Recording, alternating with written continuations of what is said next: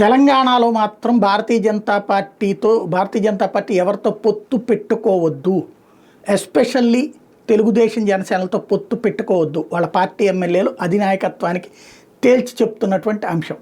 ఎందుకంటే ఇప్పుడే భారతీయ జనతా పార్టీ ఎదుగుదల మొన్న ఏకంగా 8 పార్లమెంట్ స్థానాలు ఎవరితో పొత్తు లేకుండా విజయం సాధించింది.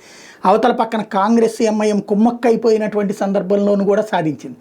నష్టపోయింది BRS, లాభపడింది Bharatiya Janata party. BJP ప్లేస్ని బీఆర్ఎస్ ఆక్యుపై చేస్తుంది. ఒకప్పుడు కాంగ్రెస్ ప్లేస్ని బీజేపీ ఆక్యుపై చేయాల్సిన దశలో ఈ ఎత్తుల మూలంగా నష్టపోయింది భారతీయ జనతా పార్టీ. ఆంధ్రలో జరిగిన పరిణామాలు తెలంగాణలో కూడా నష్టపరచడం వల్ల 2018 ఎన్నికల్లో కూడా దారుణంగా దెబ్బతిన్నది భారతీయ జనతా పార్టీ. బట్ ఎప్పుడైతే ఈ పొత్తులన్నీ లేని ఓ రకంగా అగ్రెసివ్ అటాకింగ్ మోడ్లోకి వెళ్ళిందో అప్పుడు కాంగ్రెస్ కంటే కూడా బీజేపీకి ఎక్కువ మొగ్గు చూపారు నాడు తెలంగాణలో ఉన్నటువంటి ఓటర్లు. అందువల్లనే కాంగ్రెస్కి 3 ఎంపీలు వస్తే భారతీయ జనతా పార్టీ 4 ఎంపీ స్థానాలు గెలిచినటువంటి. ఆ తర్వాత చూస్తే కాంగ్రెస్ పోటీ చేయడానికి కూడా వణుకుతున్నటువంటి రోజుల్లో భారతీయ జనతా పార్టీ 2 ఎమ్మెల్యేలు కూడా విజయం సాధించింది. ఎమ్మెల్సీ ఎన్నికల్లో కూడా విజయం సాధించింది. హైదరాబాద్లో కూడా గట్టి విజయం సాధించింది.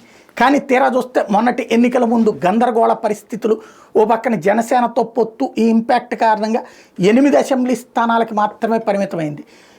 కాంగ్రెస్ పార్టీ ఆ విషయాల్ని క్యాష్ చేసుకోగలిగింది. తెలంగాణ ఉద్యమానికి మళ్ళీ అంటే అసలు డిపాజిట్లకు కూడా ఎత్తుక్కోవాల్సినటువంటి కాంగ్రెస్ పార్టీ బీజేపీ చేసిన తప్పటి అడుగుల వలన ఏకంగా అధికారంలోకి వచ్చేసింది. ఇప్పుడు మళ్ళీ ఈ పొత్తుల ఎత్తు కనుక తెలుగుదేశం జనసేనతో పొత్తు అంటే మళ్ళీ అది బీఆర్ఎస్కి అవకాశం ఇచ్చినట్టు అవుతుంది తప్పించి భారతీయ జనతా పార్టీకి నష్టమని సొంత పార్టీ ఎమ్మెల్యేల అధినాయకత్వం మీద ఒత్తిడి తెస్తున్నారు.